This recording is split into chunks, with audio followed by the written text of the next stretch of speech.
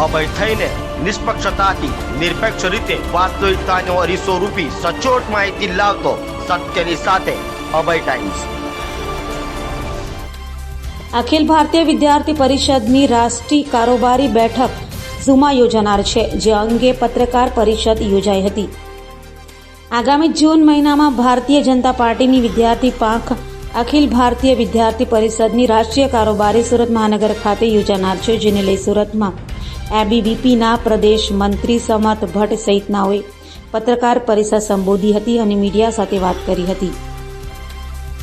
સમર્થ ભટ્ટ, ગુજરાત પ્રદેશ મંત્રી એબીવીપી। સુરત ખાતે અખિલ ભારતીય વિદ્યાર્થી પરિષદની કારોબારીની સભા થવા જઈ રહી છે, શું ઉદ્દેશ સાથે અને કઈ તારીખથી એની શરૂઆત થશે? આગામી 6, 7, 8, 9 જૂનના રોજ સુરતના પર્વત પાટિયા ખાતે મહેશ્વરી ભવનમાં આખા દેશમાંથી 500થી વધુ વિદ્યાર્થી પ્રતિનિધિઓ અહીંયા એકત્રિત થઈ આ રાષ્ટ્રીય કારોબારી બેઠકમાં શૈક્ષણિક સામાજિક વિષયો પર ચર્ચા કરી વિદ્યાર્થી પરિષદની આગામી દિશા શું હશે એના ઉપર ચર્ચા વિચારણા કરશે।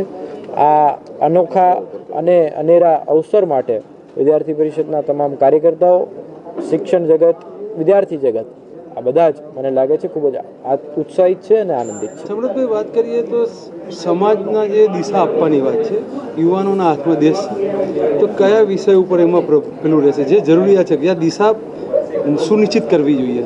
જે આપણે અત્યારે માહોલ જોઈ રહ્યા છીએ કે સરકારી નોકરી અથવા તો કોઈ પણ નોકરી એ નોકરી oriented mindset, job oriented mindset એના બદલે પોતાના પગ ઉપર દેશને કામ આવી શકે એવો ધંધો કે એવી વાત એ કરવો, એના ઉપર ચર્ચા।